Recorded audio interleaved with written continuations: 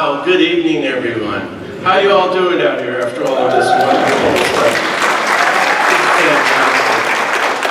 Thank you so much, Kay and Allison and Andrea, wherever you went, and the wonderful staff and the board and everybody. I am a huge fan of the Intercommunity Justice and Peace Center. I think you holy peacemakers in Cincinnati don't realize how lucky and blessed you are to have such a fantastic organization and dynamic staff. Let's give it up.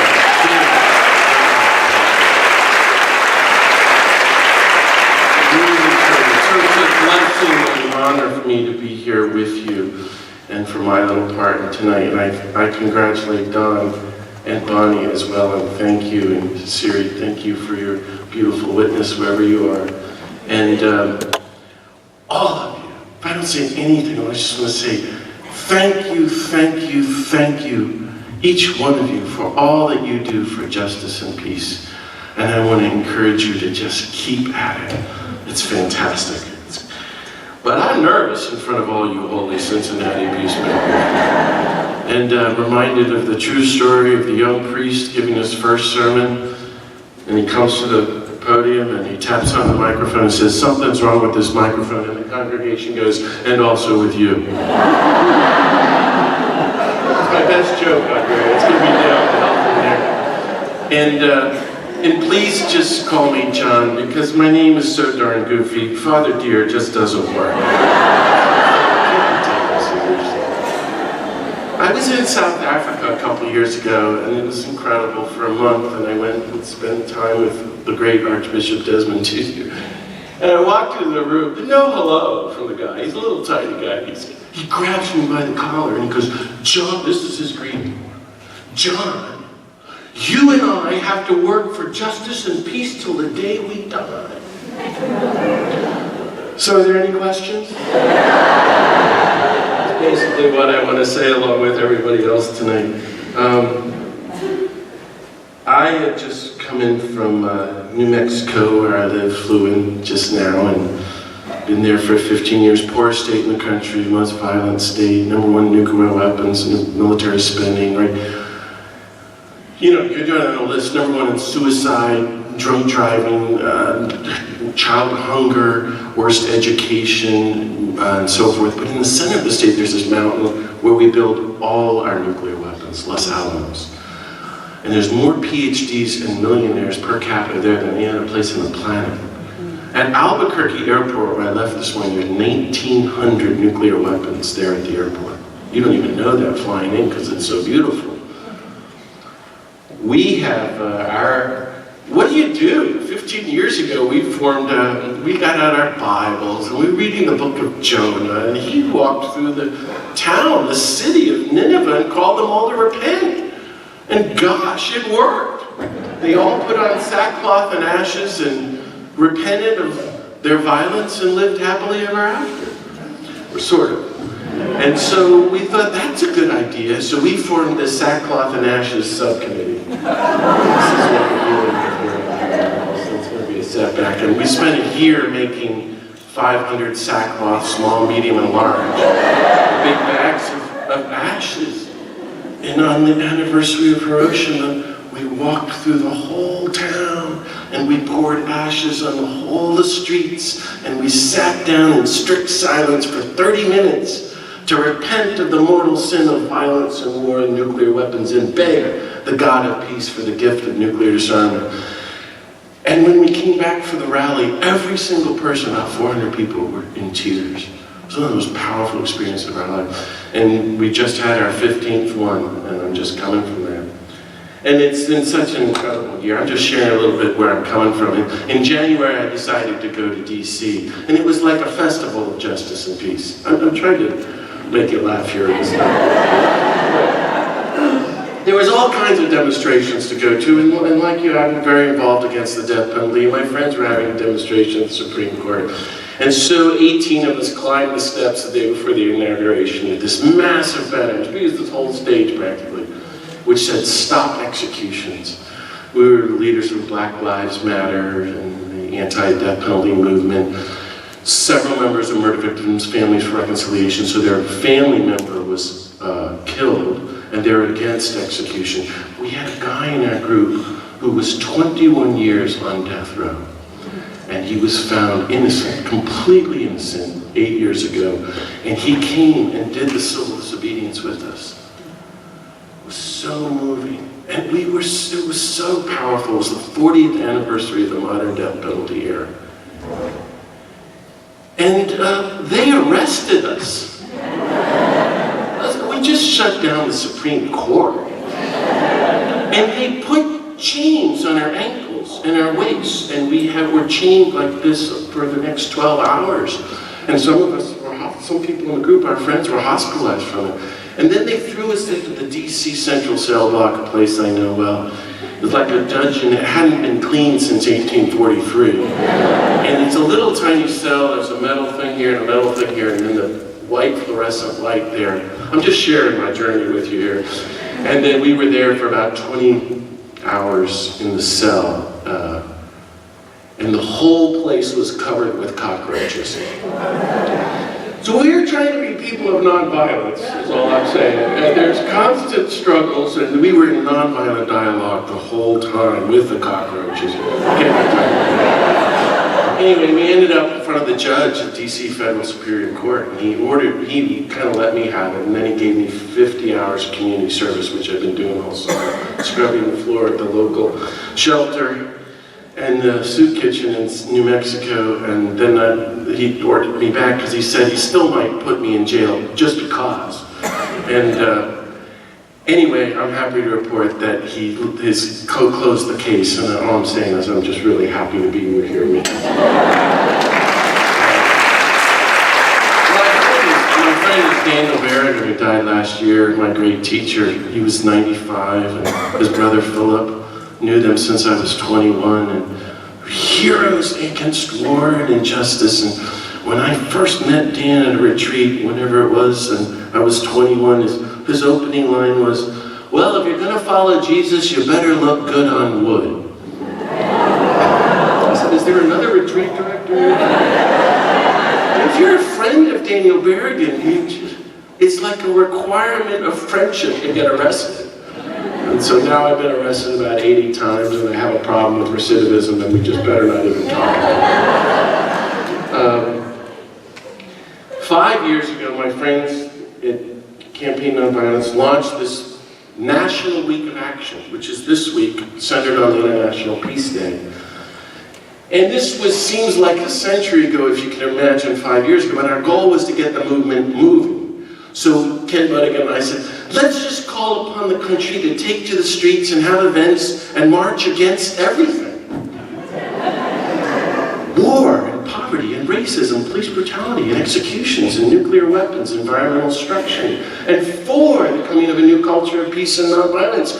And wow, people responded, including here in Cincinnati. And this is our 4th week, and as of an hour ago, this week, from Saturday to Saturday, covering all 50 states, we have 1,481 events happening across the country against every form of violence and for the coming of a new culture of nonviolence.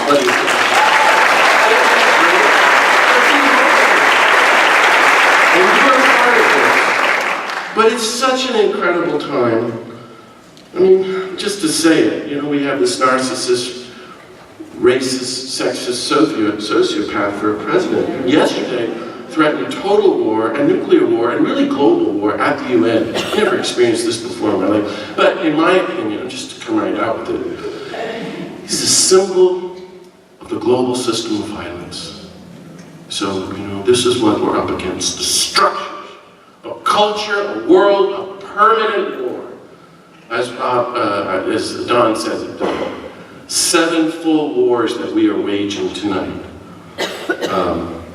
16,000 nuclear weapons ready to go. But unparalleled poverty, 800 million people, according to the UN, starving to death. Well, you know all of these things. Total racism, police brutality, mass incarceration, neo-Nazis proudly marching in Charlottesville and elsewhere, killing a nonviolent protester. Executions, environmental destruction, denying climate change. Even with all these hurricanes and wildfires and earthquakes that are so terrifying. A time of darkness, As Dorothy Day said, the blindness of the blind leading the blind. No light, no vision, indeed very little hope. One of the great casualties of a culture of total violence and war is the loss of the imagination. I heard Bonnie saying that. The loss of the imagination. People can no longer imagine a world without poverty or racism or war or nuclear weapons, much less the destruction of the environment. Because we're all blind. No one can see, no vision. And yet, this is our job and why we're here tonight. And it is good to be here. We are called to be visionaries, to help everyone reclaim the human imagination for peace, for what it means to be a human being, for why we were created and what we could be. And that's what I want to talk with you about tonight. You know, the night before the government killed our greatest prophet and visionary, Martin Luther King Jr., in Memphis, he said his last words, go and look it up. You know the speech, I've been to the mountaintop, I've looked over the promised land, you know, I've looked over, I've seen the promised land, I may not get there with you, but we as a people will get there. Just before he said that, he said, the choice is no longer violence or non-violence. That's not what we're talking about. Well, then what are we talking about? It's non-violence or non-existence. Unless everyone on the planet becomes non-violent now, we are doomed to our own suicidal global self-destruction. And that's what I think we're seeing playing out every day since then. And that's what you and I are trying to do, choosing to become people of non-violence. So I want to reflect a little bit with you about total nonviolence, nonviolent cities, a new vision of Cincinnati and the world, and what we can do to make those visions come true. I think, you know, with you we could talk all night about violence and everything that's happening, but maybe be more productive, as we've been already talking, to talk about the great alternative of active nonviolence and how we can become nonviolent people, and inviting people to know that there's always a nonviolent option, a nonviolent alternative. I urge you, as Gandhi and Dr. King did, like you the center does and our friends have been doing, maybe you've always been doing, to use this clumsy, difficult word, nonviolence. Define it, talk about it with your families and schools and workplace, and help people figure out what it means. So here's my definition, but I invite you to think about how you define it. For me, active nonviolence is, if you're with me here for a minute, is a vision of a heart that sees every human being on the planet as your very sister and brother. Now that's it. Go deep into the truth of reality. We're all equal. We're all one. We're all children of God of peace. Actually, the gift of peace was given millions of years ago. It's already there. And the deeper you go into the spiritual truth of reality, which is our common unity, it just gets even greater. You discover we're one with all the creatures, and with Mother Earth, and the universe. Thomas Merton said if we really entered the spiritual life of nonviolence, our real problem is we'd fall down to worship one another. We wouldn't get any work done. I'm trying to make you laugh at this now, but I love that. But nonviolence is not passive. When you go deep into the truth of our common unity, you realize you can't hurt anyone ever again, much less kill someone or be silent in the face of all that litany of global violence. It's the act of love that pursues the truth of our common unity, persistently reconciling every human being on the planet, allowing the God of peace to disarm our hearts of the roots of violence in each one of us. Practicing from this day to the day we die. Unconditional, non-retaliatory, sacrificial, all-inclusive, all-encompassing, universal love. Isn't that fantastic? You're looking at me like this guy's had way too much coffee. This is probably true. But there's just one catch, and I invite you to think about it and how you're doing with it. There is no cause, no matter what anybody says, no matter what the culture of war is going to tell us, for which you and I will ever again support, be silent in the face of the taking of a single human life. No. We do not kill anybody. We do not kill people who kill people to show that you shouldn't kill people. And we're not just against killing, we give our lives to stop the killing. But nonviolence draws a boundary line in our lives. You know, it's like this is a Cincinnati-wide 12-step meeting tonight of Violence Anonymous. And I'm your speaker saying, hi, I'm John, I'm addicted to violence. We're turning to our higher power, we're making amends and restitution and beyond a lifelong journey of becoming sober people of nonviolence. No. If we just kill Hitler or Noriega or Saddam, no, I will hunt down and kill Osama bin Laden. No, the days of killing are over. And it's really what we're talking about is death as a social methodology. And you and I are non-cooperating with death and all the metaphors and means of death, if you're with me and see what I mean about that. So powerful. So nonviolence, it's a tactic, it's a strategy, but it's so much more as we've been all reflecting all our lives. It's a way of life. It's a methodology for positive social change. It's a spiritual path to a new future of peace, our human community with all of creation and the God of peace. Nonviolence, as my friend Reverend Jim Lawson says, nonviolence is power.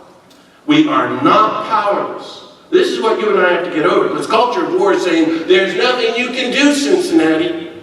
You are powerless people. And we go, oh, well, okay. No. Nonviolence is power. We have the power to change our lives, to change Cincinnati and the country and the world if we dare believe it and wield it and organize it and give our lives in this way of social change, just as millions, billions, hundreds of billions of people, 100 billion people ever lived, have given their lives to violence and to war and killing.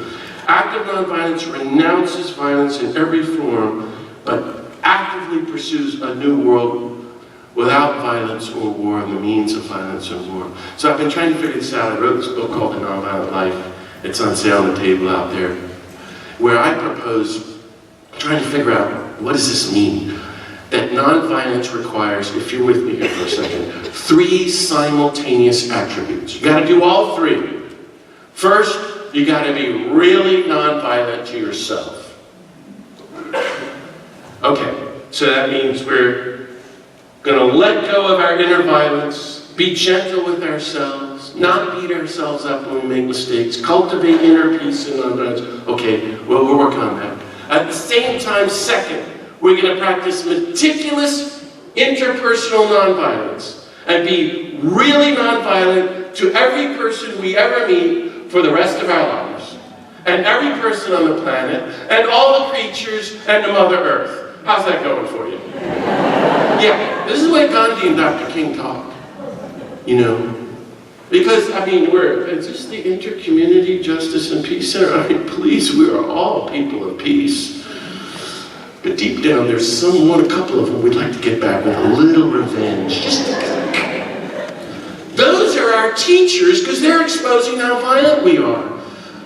We got to, especially as activists, really figure out how to be nonviolent and learn the methodology of nonviolent conflict resolution in our personal lives. I'm talking about really, really going to a new level of nonviolence with your spouse, your children, your parents, your relatives, your co-workers, everybody in church.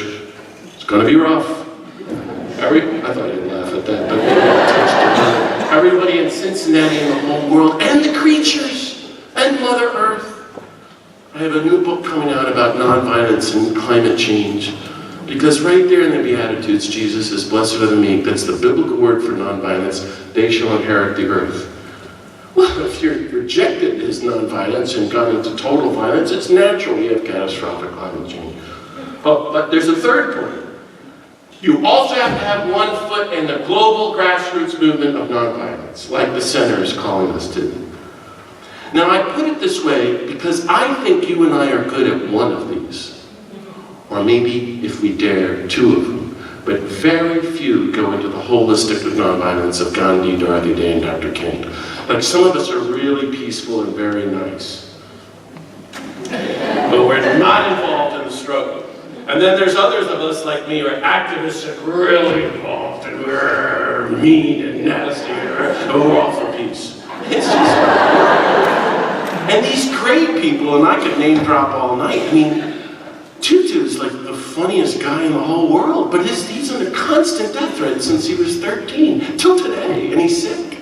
It's amazing. Joan Baez says Dr. King is the funniest person she ever met. You don't think that about him, but they integrated all of this, and that's what I think you and I have to start doing.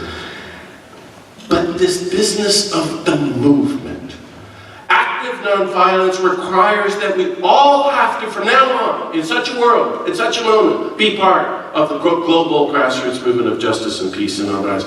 We know now statistically 2/3 of the human race are personally involved in grassroots nonviolent struggles for justice and peace. That never happened before in history. And you're never going to read about it in the media, from the culture. If you're not involved, pick a cause and get involved. Certainly you've got the center here to get involved with. I love what Archbishop Romero said the day he was killed in El Salvador. It's so helpful. It's so simple. Nobody can do everything, but everybody can do something. And that's our motto. Everybody has to have one foot in the struggle, and everybody has a gift to give. I was with the great hero of nonviolence and leader of the United Farm Workers, Cesar Chavez, shortly before he died. We stayed up late talking, and I said to him at the end, Cesar, if anyone ever says to me, what should we do? I said, what should I say? And he went just like this. He said, tell everybody for the rest of your life. And he went, public action, public action, public action. Everybody has to be involved in some public action for justice and peace. I found that a very profound spirituality. That's a new spirituality for us. Historically, the only way positive social change happens, we know this now, is through bottom-up, people-power, grassroots movements for justice and peace. From the abolitionists, the suffragists, I could go down the list. You know it well, Gandhi's movement to Dr. King ending segregation through the great civil rights movement, the Americans and the whole anti-Vietnam War movement, to the people power movement in the Philippines, to what? Archbishop Tutu and the churches in South Africa bringing an end to apartheid, through Poland and solidarity, the people of Germany bringing down the Berlin Wall peacefully, through the ending of the Troubles in Northern Ireland. There have been 85 nonviolent revolutions in the last 40 years, and this incredible social scientist, one of the Foreign Affairs magazine calls the top 10 greatest intellectuals in the country. She spent her whole life with her team researching every conflict and war and revolution from 1900 to 2006. And we know, this has never happened before, that Jesus and Gandhi were right. That where nonviolence is tried, it's far more successful than violence as a means of ending conflict. The evidence is there. Erica Chenoweth, read her book if you haven't, or study reviews of it. This is so hopeful. I think if we pursued the methodology of global nonviolent conflict resolution and spent trillions of dollars on nonviolent conflict resolution around the world, instead of bombing people, waging war, killing people, we could end all these wars from Syria to the Middle East, through Africa, through nonviolence. Violence is immoral, illegal, but it's just downright impractical. Violence doesn't work. It's stupid and it's insane and it's destroying us from Cincinnati to the world. Nonviolence is moral, legal, realistic, and holy, but also the only practical political solution left for humanity. I think nonviolence is our only hope. That it's the will of God and the way of God. It's what all the saints and greatest people in history have urged us to do. And it's the path for us individually, personally, in our hearts, with our families, our communities, our local community, nationally, globally, and spiritually. We are called to pursue a whole new vision of nonviolence for ourselves and the world. How do we do that? Can I tell you a couple of stories? In 1985, I went to live and work in El Salvador. Have you heard me say this before? Forgive me.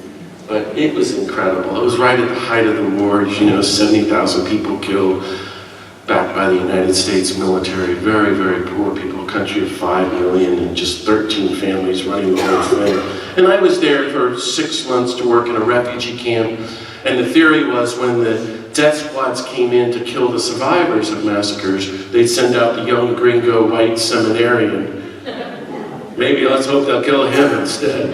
It's kind of like that. And so I would go out with the death squad and talk about working through your nonviolence. You know, and I thought my only strategy was to play the dumb American, which, as you see, is easy for me. Hi, how you doing? Can I help you? You need some coffee? They got machine guns. And they were like, this guy's nuts. They turn and walk away. It's that. There's a lesson there somewhere. Creativity of nonviolence. I don't know what happened there. Anyway, the first day I arrived, we were brought into the office of the Jesuit president of the Jesuit University in downtown San Salvador. Now this guy was one of the most famous theologians and philosophers in the world, Ignacio Ellacuría. And he wrote Romero's pastoral letters and all in there. It's just incredible. And this university, every student was trained to work for justice and peace, or you're not getting a degree. If you're an engineering student, you're working to build bridges for when the war ends. You know, if you're in the psychology department, you're doing PTSD work. It was incredible. Whole university. We sit down. This was like meeting like Ezekiel. This was not a happy experience, this guy, Ignacio Ellacuría. This is his opening sentence. The purpose of the Jesuit University here in El Salvador is to promote the reign of God. I've never in my life heard anybody talk like that. Do you talk that way here in Cincinnati? Do you see what he was doing? I mean, that's just wild, crazy, visionary talk. He was like really serious about that, dude. And then the second sentence was even more shocking. However, we have learned in El Salvador that you're going to be for the reign of God. You have to stand up publicly, actively against the anti-reign. Well, I thought that's pure conduit. Non-cooperation with evil is as much a duty as cooperation with good. You know, you cannot no longer just say, I'm for peace and justice and a new world of peace and justice, unless you're actively engaged in the struggle, working to end injustice and war and creating that new world. And I never forgot that. And what I heard there was a bold visionary. You know what happened to Ellacuría and our friends in 1989. 28 soldiers, most of them trained in Georgia at the School of the Americas, woke up the Jesuit community. 6 of them were home, took them outside and killed them all. My friends and teachers. Not to gross you out, but when I went a few months later, the theologian survivor, John Sobrino, said to me, I didn't know this, it wasn't in the paper. Then the death squads removed their brains and left their brains next to their bodies of the 6 priests. Why? John Sobrino said to me. Sending a message to all of Latin America. This is what you get if you think that you can make a difference.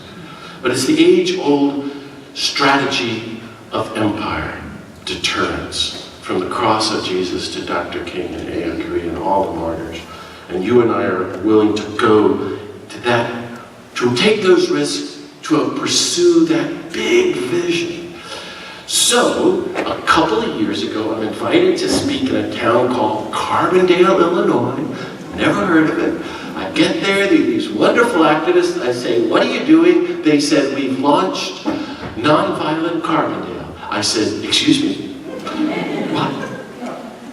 We decided, we've been at this for 20, 30 years at our little center. And what if we just started having our meetings in the city council chamber? What? And we said to them, what's the future? Politicians, city council members of our city. There's only one future, according to our great leader, Dr. King. It's a nonviolent city. And they went, what? And they started working together on a vision of where they could go. No one has done this before. I think this is an original idea. I think it goes beyond Dr. King, or what's the word? It applies Dr. King locally in a new way. You know, we're supposed to, how's the phrase go? Think globally, act locally, these kind of thoughts. So they started this. They had this massive steering committee. Only every sector of the city had to be involved. Everybody. Representatives and all the leadership. and they've been steadily chipping away at this. A year deliberately working with the police every single week on nonviolence training for the police. A year deliberately working with the whole school system. Every child in every school in Carbondale has to be taught every year nonviolence. A year working with the city leaders about poverty and the racism and the segregation. And then working on guns and so forth and so on. And it's fantastic. So I said, we've got to take this to the whole country. And we have now 50 cities where people, activists just like you, are beginning to talk about this, including great leaders in Chicago, Minneapolis, St. Paul, to smaller places in California and elsewhere. I find this very, very hopeful. So all I want to say is, with Allison and Andrea in the center, that we could do the same thing, and you can do the same thing right here, to set a new goal and proclaim a new vision, to work for a nonviolent city, Cincinnati, even a nonviolent state, Ohio, if you want to go really bold, that this is the only vision worth pursuing locally. And I'm reporting to you in Carbondale is making a huge difference, that this is doable as a strategy. How do we do it to make this come true? To end citywide systemic violence in whatever form it takes, as you know, in Cincinnati or wherever you live in the area. I think that means everything you think it means, talking about a holistic, citywide, institutionalized nonviolence, cutting the roots of structured systemic violence, working to end racism, police brutality, gun violence, poverty, the child poverty and hunger in Cincinnati, homelessness, the poor schools, poor health care, violence on any level, every level, in any and every form, which means specifically ending police violence and institutionalizing and training police, dare I say it, police nonviolence. That's what they're trying to teach, and elsewhere around the country, to end domestic violence and teach and train nonviolence between spouses and nonviolence toward children, to get at the structure so that there's no violence toward children, that no child would be hungry in Cincinnati or anywhere. I could go on, and you know the list, from gang violence to teaching nonviolence to every student in Cincinnati at every level from now on. We're in a new moment in nonviolence. There's never been as much research and books and new original thinking about it as in the last 10 years. There are places around the country where this is happening, and it's happening by ordinary people like you and me. You know, that's all we need, is just a commitment to make this happen and to teach it. So I'm proposing with you a new vision for your wonderful city, Cincinnati. Such an important place in the country. You know, you're in a very important place. Another story, this is my favorite story, and I'm going to go, well, this guy's nuts. This is 1980, Siri, I don't know if you would even know anything about this, way before you were born. There was this thing called the Cold War and Soviet Union and communism and the Berlin Wall, and there was nothing that can be done. There wasn't. It's always going to be there. It's been there all the century. And one night, we know this happened historically, the gentleman just died 2 years ago, the Lutheran pastor in the outskirts of Leipzig, East Germany, do you know the story? Put the sign up on the church. So as ministers, the parishioners came in, and it says on the little sign in the church hallway, let's have a meeting Tuesday night in the church basement, and here's the topic, and he has a big title. What will the world look like 1,000 years from now when the Berlin Wall finally falls? And what do we have to do now to help make that happen 1,000 years from now? It's incredible. With that question, with that imagination, with that big vision asked publicly, the Berlin Wall was over with. If you have a spiritual third eye. When Rosa Parks sat down and refused to stand up, segregation was done. You see, if you think we put on the mind of Christ or a visionary nonviolence. 50 people went to the Tuesday meeting. They got all excited because this is so outrageous. They said, let's meet again. 100 people met. Within a month, there were other church meetings. Within like 2 years, there were thousands of meetings in East Germany. And then Gorbachev comes along and opens up the discussion with perestroika. Now this is my dumb theology sister, don't listen to this, but it gets me in trouble. We're down here doing our organizing thing, and God is up there doing her big thing.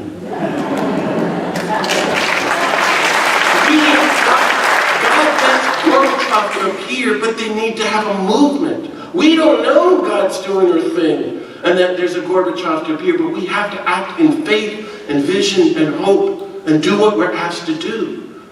And then just suddenly one day, oh my gosh, look at that on the news. 100,000 people marching in East Berlin. 200,000 the next day, and then the third day the Berlin Wall falls down non-violently. And we just go, well, isn't that nice? And we turn the paper and look at the sports page. It's so boring. But the thing that's so shocking is the vision, the struggle, the sacrifice of ordinary people, imagining the unimaginable, making the impossible possible and probable and true. And that's what's going to happen when we finally abolish nuclear weapons and end war and racism and poverty, environmental destruction. That's my question for you. What do you, holy peacemakers of Cincinnati, have to do now to prepare for that great day when Cincinnati is really nonviolent, when the world becomes really nonviolent? I think just to ask the question and start pursuing it can take us into new, uncharted territory that could be just, not just magical, but miraculous, and is the will of God. My favorite people in history are the abolitionists. Now, these people are just nuts, and I study them.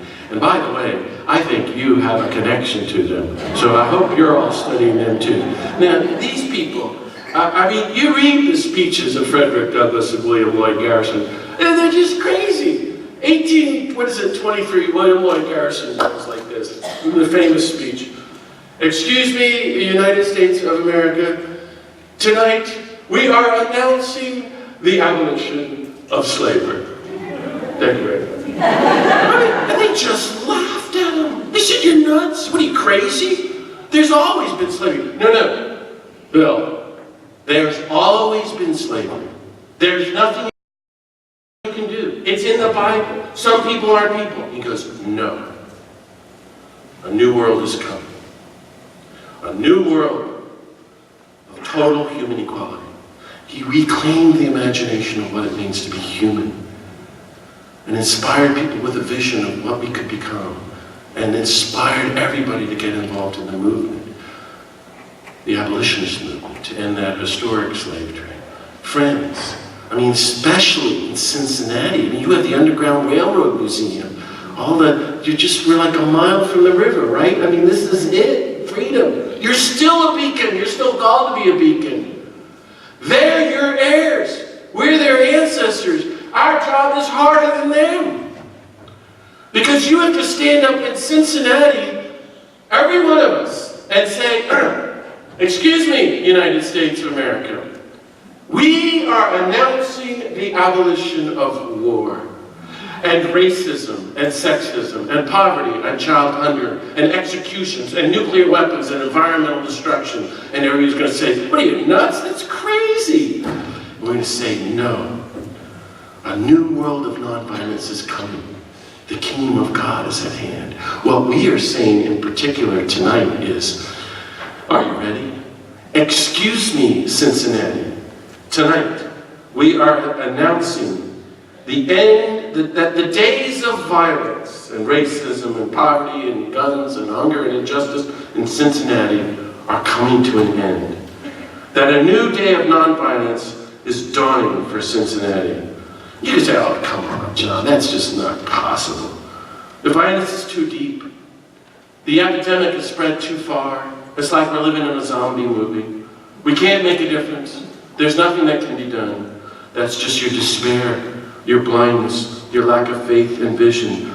You and I are going to help people reclaim the imagination for peace. Help people see a way forward to life for one another. And not hurting or killing anybody. And being a light, not just to the other side of the river, but the whole country and the world. to hold up a new vision of what a community could look like. This is what faith communities are supposed to do. This is what peacemakers do. This is what people of nonviolence and a culture of nonviolence do. My friend Daniel Berrigan told me when I was a kid, if you want to be hopeful, you have to do hopeful things. This is a hopeful project we're talking about. Dear friends, as things get worse, and they're going to get worse, even with catastrophic climate change bearing upon us all, the temptation is to give up on ourselves and one another. I am inviting you tonight, with the Intercommunity Justice and Peace Center, to rise to the occasion from now to the day we die, to become our best selves, people of nonviolence, to become who we were created to be, to make this Kairos moment our finest hour.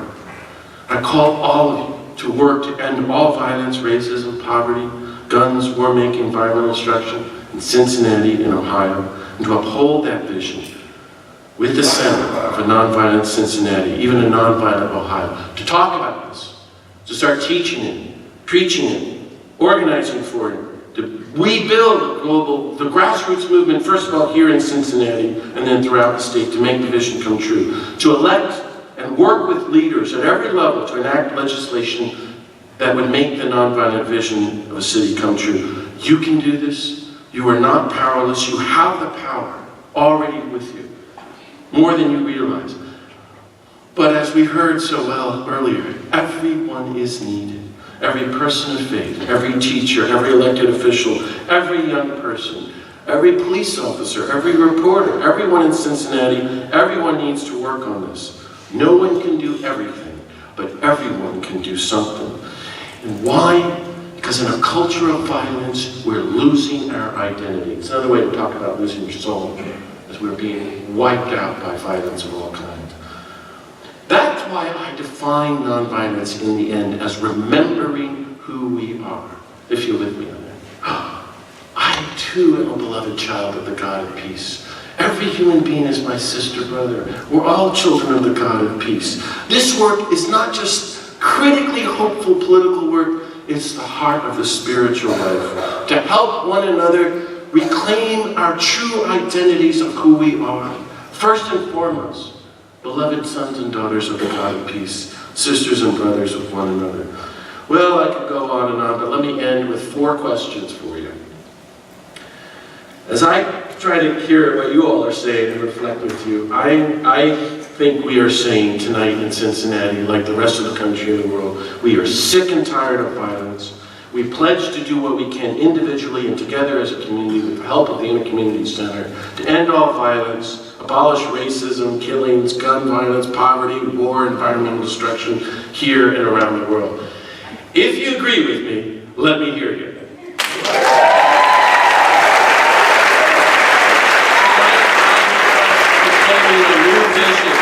A vision of nonviolence where we try to become finally mature, authentic, courageous, daring, bold people of nonviolence, to be nonviolent to ourselves, nonviolence to every person we know and every person we meet for the rest of our lives, and all the creatures in Mother Earth, to do what we can to build up that grassroots movement of nonviolence here in our town and around the world, and to proclaim that vision, a new future of nonviolence, to help everyone reclaim the imagination of what they could be and who they are called to become. If you agree with me, let me hear you. Tonight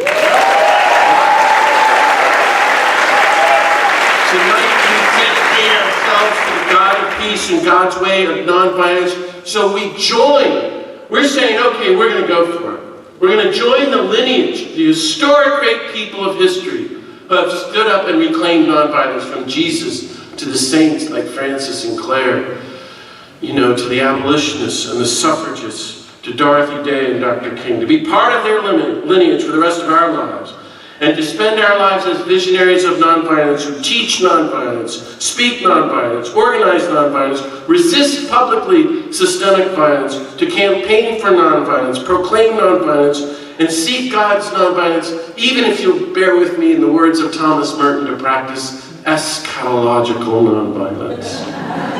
Only Merton could even come up with such a phrase. The eschatology means you have a long haul view into the kingdom of God, and you are living it now and entering it. And that's why Gandhi could say, to the shock of all Christians on the planet, the kingdom of God is nonviolence. You and I are saying we are going to become who we were created to be.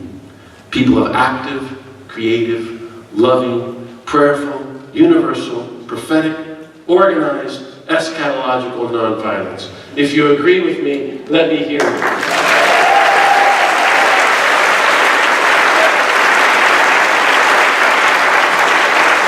Tonight we announce the start of Nonviolent Cincinnati, the coming of a new Cincinnati, where every child is everything they need, is taught and raised in nonviolence, to live a life of peace and nonviolence, where every sector of community advocates nonviolence, where the police are nonviolent, the religious communities preach and teach and practice nonviolence, the schools teach nonviolence, the city council organizes nonviolence, and so forth.